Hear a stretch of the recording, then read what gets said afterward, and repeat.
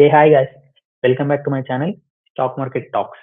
ఈరోజు మనం stock market గురించి మొత్తం క్లియర్గా డిస్కస్ చేసుకుందాం. అండ్ నేను ఇది సిరీస్ లాగా డివైడ్ చేశాను. అంటే కొన్ని టాపిక్స్ లాగా డివైడ్ చేశాను. ఇక్కడ మనం స్క్రాచ్ నుంచి మనం స్టాక్ మార్కెట్ అంటే ఏంటో తెలుసుకుందాం. ఎవరైనా బిగినర్స్ చూస్తున్నారంటే దయచేసి మీరు క్లియర్గా విని నేర్చుకోండి. మీకు కొంచెం మనీ ఉంటే దాన్ని సేవ్ చేయడం నేర్చుకోండి. ఇప్పటి నుంచి సేవ్ చేసుకొని ఇన్వెస్ట్ చేయండి. Don't expect returns or profits at the stage of beginning స్టేజ్లో మీరు ఎక్స్పెక్ట్ చేయొద్దండి ప్రాఫిట్స్. ఇన్వెస్ట్ చేసి వదిలేయండి. ఫ్యూచర్లో అవే మీకు యూజ్ అవుతాయి. ఓకేనా? టాపిక్లోకి వెళ్ళే ముందు మీరు ఫస్ట్ నా గురించి తెలుసుకోవాలి. ఎందుకంటే నేను కంప్లీట్గా సెబీ పోర్టల్లో సెబీస్ ఇన్వెస్టర్ అవేర్నెస్ టెస్ట్ రాశాక నేను ఇక్కడికి వచ్చి మీకు ఎక్స్ప్లెయిన్ చేస్తున్నాను. అది నేను ఇప్పుడే రాయలేదు. నాకు ఎప్పటి నుంచో స్టాక్ మార్కెట్ అంటే ఇంట్రెస్ట్. అండ్ స్టాక్ మార్కెట్లో నేను 6+ ఇయర్స్ నేను ఇన్వెస్ట్ చేశాను. అంటే నేను లాంగ్ టర్మ్ ఇన్వెస్టర్. అంటే నేను ఇన్ఫర్మేషన్ ప్రొవైడ్ చేస్తాను. అవంతా నేను SEBI investor education guide lines ద్వారానే చదివి ఇక్కడికి వచ్చి మీకు ఎక్స్ప్లెయిన్ చేస్తున్నాను. మెయిన్గా నా గోల్ ఏంటంటే మీకు క్లియర్గా మంచి నాలెడ్జ్ ప్రొవైడ్ చేయాలి స్టాక్ మార్కెట్ గురించి అని నేను మీకోసం ఈ వీడియో చేస్తున్నాను.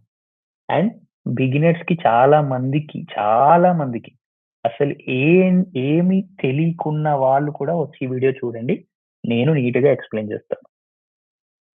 Okay, ego this is my certification, like awareness test certification. అక్కడ మీరు చూస్తే సెబీ రిజిస్టర్డ్, లైక్ సెబీ పోర్టల్లోనే నేను ఈ ఎగ్జామ్ అనేది అప్రోచ్ అయ్యి టెస్ట్ అనేది రాశాను. అండ్ చూడండి, అది June 21, 2025. అండ్ లాస్ట్ రాసిన టెస్ట్ సర్టిఫికేట్ ఎక్కడో పోయింది. అందుకు నేను మళ్ళీ జూన్లో రాశాను. అది దొరకలేదు. ఇది ఉందని, ఇది లైక్ జస్ట్ ఫర్ రెఫరెన్స్. నేను ఏదో తోపు స్టాక్ మార్కెట్ నాకు అంత వచ్చు అని కాదు. అది కూడా సింపుల్ ఎగ్జామ్. అది జస్ట్ అవేర్నెస్ టెస్ట్ అని, అన్ని బేసిక్సే ఉంటాయి స్టాక్ మార్కెట్ గురించి. అది రాశాను అంటే చూపిస్తున్నాను, మీరు ఏదో ఒకటి నేర్చుకుంటారు అని నేను ఇవన్నీ చూపిస్తున్నాను అంతే. So learn before you earn.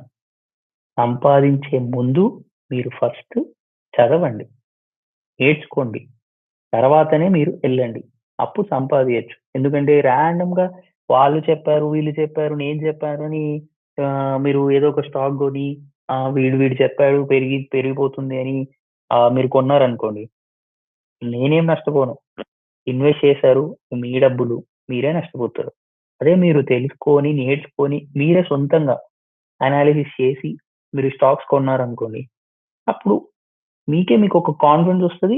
And ఆ కంపెనీ ఒకవేళ టెంపరీగా కింద పడినా, లైక్ డౌన్ వచ్చినా, మీకు అనిపిస్తుంది నేను అనాలిసిస్ చేశాను, నేను వస్తుందిలే నాకు మళ్ళీ లాంగ్ టర్మ్ కదా నేను ఎలా పెట్టిందని మీకు ఒక కాన్ఫిడెన్స్ వస్తుంది. మీ దగ్గర సబ్జెక్ట్ ఉంటే. Okay, next we are going to the topic introduction. What are securities? Stock market కన్నా ముందు మీరు పక్కా సెక్యూరిటీస్ అంటే ఏంటో తెలుసుకోవాలి. సెక్యూరిటీస్ అంటే the things you invest your money and you will expect some profits from that particular company. It could be shares, bonds, mutual funds etcetera. మీకు ఇంకా క్లియర్గా చెప్పాలి అంటే సెక్యూరిటీస్ అంటే మనం కంపెనీస్కి లేదా గవర్నమెంట్కి డబ్బులు ఇస్తున్నాం. So we get some profits. మన డబ్బులు వాళ్ళ గ్రోత్ అవ్వడానికి మనం కొనుక్కునే దాన్ని సెక్యూరిటీస్ అంటాం. అంటే వాళ్ళ కంపెనీస్ మంచిగా గ్రో అయ్యాయనుకో, వాళ్ళకు వచ్చే ప్రాఫిట్స్లో మనకు కూడా కొంత భాగం ప్రాఫిట్స్ వస్తాయి. ఎక్కడ? సెక్యూరిటీస్లో ఇన్వెస్ట్ చేస్తే.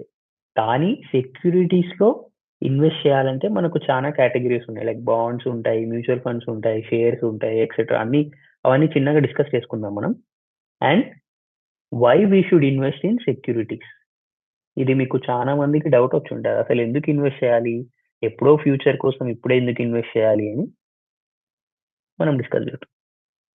మన డబ్బులు మనం సపోజ్ బ్యాంక్ లో పెడితే మనకు ఆ పర్టికులర్ అమౌంట్ కి ఇంట్రెస్ట్ వస్తుంది కదా. కాకపోతే ఆ ఇంట్రెస్ట్ చాలా తక్కువ వస్తుంది compared to small finance bank. Small finance bank కొంచెం ఇంట్రెస్ట్ కొంచెం ఎక్కువనే ఉంటుంది ప్రైవేట్ బ్యాంక్స్ తో కంపేర్ చేస్తే. కాకపోతే ఇంట్రెస్ట్ అనేది తక్కువ వస్తుంది ప్రైవేట్ బ్యాంక్స్ కి. కానీ సెక్యూరిటీస్ లో పెడితే ఆ కంపెనీ గ్రో అవుతే మనం పెట్టిన మనీ కూడా గ్రో అవుతాయి. అర్థమవుతుందా? ఒక కంపెనీకి గ్రోత్ వచ్చిందనుకో, మనం ఆల్రెడీ ఆ కంపెనీలో ఇన్వెస్ట్ చేసాం కదా. ఇప్పుడు డబ్బులు పెట్టాక అది ఒక చిన్న పార్ట్ మనదైపోతుంది. ఓకే, పక్క గ్రో అవుతుంది ఆ కంపెనీ. గ్రో అయిన తర్వాత ఆటోమేటిక్ గా ఆ స్టాక్ ప్రైస్ కూడా పెరుగుతుంది. స్టాక్ ప్రైస్ పెరిగిన తర్వాత అప్పుడు మనం ఇప్పుడు సపోజ్ ఎగ్జాంపుల్ మనం 100 రూపీస్కి ఒక షేర్ కొన్నాం. అది ఒక 3 months కో 4 months కో 5 months కో 150 వెళ్ళింది. మీ దగ్గర ఒక షేర్ ఉంటే మీకు 100 రూపీస్ మీరు ఇన్వెస్ట్ చేస్తారు, 50 రూపీస్ ప్రాఫిట్ వచ్చినట్లే కదా. అంతేనా? ఇప్పుడు 100 రూపీస్ మీరు ఇన్వెస్ట్ చేశారు ఒక షేర్ కి, అది ఒక్క షేర్ 150 వెళ్ళింది అంటే ఆ 50 రూపీస్ ప్రాఫిట్ మీకు వచ్చింది. అప్పుడు మీరు సెల్ చేసుకోవచ్చు, మీ ప్రాఫిట్ తీసేసుకోవచ్చు.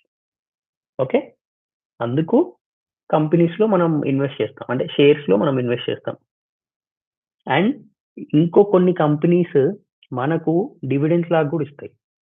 ఇప్పుడు సపోజ్ ఆ కంపెనీకి మరీ అనుకున్న దానికన్నా ఇంకా ఎక్కువ ప్రాఫిట్స్ వచ్చాయి, మంచిగా గ్రో అయింది, వాళ్ళ దగ్గర డబ్బులు దండిగా ఉన్నాయి. అప్పుడు ఏం చేస్తారు కొన్ని కంపెనీస్, అన్ని కంపెనీస్ కాదు, కొన్ని కంపెనీస్ డివిడెండ్స్ అని ఇస్తారు. డివిడెండ్స్ డివిడెండ్స్ అంటే వాళ్ళకు వచ్చిన ప్రాఫిట్స్ లో వాళ్ళ షేర్ హోల్డర్స్ కి, అంటే మనకు కొన్ని కొన్ని కొంచెం కొంచెం పర్సంటేజ్ ఉన్న వాళ్ళకి దాన్ని బట్టి వాళ్ళు కూడా ప్రాఫిట్స్ అనేది డివైడ్ చేసి మనకి ఎంత రావాలో అంత మనకు క్రెడిట్ అయిపోతాయి అకౌంట్ కి, బ్యాంక్ అకౌంట్ కి క్రెడిట్ అయిపోతాయి. దానిలో డివిడెండ్స్ అంటాం మనం. అదొక బెనిఫిట్ కూడా మనకు వస్తుంది ఇక్కడ సెక్యూరిటీస్ లో ఇన్వెస్ట్ చేస్తే. ఓకే, అండ్ కొన్ని కంపెనీస్ డివిడెండ్స్ ఇవ్వకుండా ఇంకా గ్రోత్, అంటే ఫ్యూచర్ గ్రోత్ కోసం వాళ్ళు ముందే ఆలోచించి ఆ మనీ డివిడెండ్ రూపంలో ఇవ్వకుండా వాళ్ళే రీఇన్వెస్ట్ చేసుకుంటారు. ఆ పర్టికులర్ కంపెనీ వాళ్ళ కంపెనీలోనే రీఇన్వెస్ట్ చేసుకుంటారు. ఓకే, ఇప్పుడు అర్థమైందా? అండ్ ఇంకొక బిగ్గెస్ట్ బిగ్గెస్ట్ థింగ్ ఎందుకు మనం సెక్యూరిటీస్ లో ఇన్వెస్ట్ చేయాలి అంటే because of this. Okay, inflation. Because of the inflation we should invest money in shares, bonds, etc. and mutual funds and అది మీ ఇష్టం. వేర్ ఇన్ఫ్లేషన్ బీట్ చేయాలి అంటే మనకు వచ్చిన ప్రాఫిట్ ఇన్ఫ్లేషన్ ని బీట్ చేయాలి. ఎందుకంటే ఇన్ఫ్లేషన్ వచ్చింది అనుకో ఖర్చులు కూడా పెరిగిపోతాయి కదా మనకు. ఓకే, మాట్లాడుకుందాం దాని గురించి. And to get some good profits. Okay, ఇప్పుడు మీకు నెక్స్ట్ స్లైడ్ లో నేను నీట్ గా ఇమేజ్ ఇచ్చాను, ఆ ఇమేజ్ చూసాక మీకు కొంచెం అన్నా అర్థమవుతుంది. Okay, inflation is the silent killer. Okay, inflation కోసం అయినా మీరు ఇన్వెస్ట్ చేయాలి. ఎందుకంటే ఇక్కడ చెప్తాను చూడండి, ఇక్కడ 1981లో మీరు 500 రూపీస్ తీసుకపోతే మీకు ఇన్ని గ్రాసరీస్ వచ్చేది. అర్థమవుతుందా? తర్వాత 2001లో మీరు 500 తీసుకపోతే మీకు ఇన్ని గ్రాసరీస్ వచ్చాయి. అంటే క్వాంటిటీ అనేది ఇక్కడ నుంచి ఇక్కడికి తగ్గిపోయింది. దేని వల్ల? ఇన్ఫ్లేషన్ వల్ల. ఇంకొకటి 2023కి 500కి మనకి ఇన్ని గ్రాసరీస్ వస్తున్నాయి. ఎందుకు? ఇన్ఫ్లేషన్ వల్ల. ఎవ్రీ ఇయర్ మనకి ఇన్ఫ్లేషన్ అనేది పెరుగుతుంది. Value of your money is decreasing day by day. And ఇక్కడ నేను రెడ్ సింబల్ తో నేను డిక్రీజింగ్ అనేది హైలైట్ చేశాను, ఎందుకంటే మీకు సడన్ గా ఎవరైనా వాట్ ఈస్ ఇన్ఫ్లేషన్ అని అడిగితే మీకు ఇట్లా పర్టిక్యులర్ ఇట్లా గుర్తు రావాలి. లైక్ రెడ్ సింబల్ అంటే ఇన్‌ఫ్లేషన్ వస్తే మనకు ఖర్చులు పెరుగుతాయి అన్నట్లు ఈజీగా మీకు అర్థమైపోవాలి. And we should invest money in any of the instruments. And చెప్పాను కదా! Shares, mutual funds etcetera. ఎందుకు? ఆ వచ్చిన ప్రాఫిట్స్‌తో ఇన్‌ఫ్లేషన్ బీట్ అయిపోవాలి. ఇప్పుడు ఎగ్జాంపుల్ చెప్తాను. ఇప్పుడు 2025లో మనకు 4-4.5 అరౌండ్ పర్సెంటేజ్ ఉంది. ఎగ్జాక్ట్ కాదు, ఆ రేంజ్‌లో ఉంది. ఇప్పుడు 4% అనుకోండి. ఇప్పుడు మీరు షేర్స్‌లో ఇన్వెస్ట్ చేశారు. ఆర్ ఎల్స్ మ్యూచువల్ ఫండ్స్‌లో ఇన్వెస్ట్ చేశారు. ఎగ్జాంపుల్ చెప్తున్నాను, మరి మీరు దాన్ని తీసుకోకండి. ఇప్పుడు మీకు 8% మీకు వచ్చింది. దేనిలో నుంచి? మ్యూచువల్ ఫండ్స్ నుంచి. సపోజ్ ఇప్పుడు కొంత అమౌంట్ పెట్టారు. ఆ వచ్చిన దానికి మనకు 8% ప్రాఫిట్ వచ్చింది. 8% ప్రాఫిట్ వచ్చింది. ఇక్కడ ఇన్‌ఫ్లేషన్ 4% ఉంది. అంటే 4% తీసేసినా గూడా ఇంకా మీకు 4% అనేది మీకు ప్రాఫిట్స్ వచ్చినట్లేగా. అర్థమవుతుందా? 4% ప్రాఫిట్స్ అనేది వచ్చాయి. ఇన్‌ఫ్లేషన్‌ని తీసేసేయండి. ఎందుకంటే ఎవ్రీ ఇయర్ మనకి ఇన్‌ఫ్లేషన్ పెరుగుతుంది కాబట్టి, ఆ ఇన్‌ఫ్లేషన్ పెరిగే కొద్దీ ఎప్పుడో నీకు ప్రాఫిట్ ఒక 1000 వచ్చినా 1000 వచ్చినట్టు ఉండదు. ఎందుకంటే నెక్స్ట్ ఇయర్ ఇన్‌ఫ్లేషన్ కూడా పెరిగిపోతుంది కాబట్టి, మనం అక్కడ ఒక 500 తీసేయండి. అంటే 500 వచ్చినట్లు. అంటే మీరు ఇన్వెస్ట్ చేసిన దానికి 500 వచ్చింది. అంటే some profit you are getting because of investment or investing. Invest చేసినందుకు మీకు ప్రాఫిట్స్ వస్తున్నాయి. అందుకు మీరు సెక్యూరిటీస్‌లో ఇన్వెస్ట్ చేయాలి. సెక్యూరిటీస్‌లో మీరు ఇన్వెస్ట్ చేసుకోవచ్చు. బాండ్స్ గానీ, లేదంటే స్టాక్స్ కానీ, లేదంటే మ్యూచువల్ ఫండ్స్ కానీ. ఇంకొకటి, మీ రిస్క్ బట్టి మీరు ఇన్వెస్ట్‌మెంట్ చేయాలి. ఎందుకంటే బాండ్స్‌లో అంటే గవర్నమెంట్ బాండ్స్‌లో ఆర్ కార్పొరేట్ బాండ్స్‌లో మీకు రిస్క్ అనేది చాలా తక్కువ.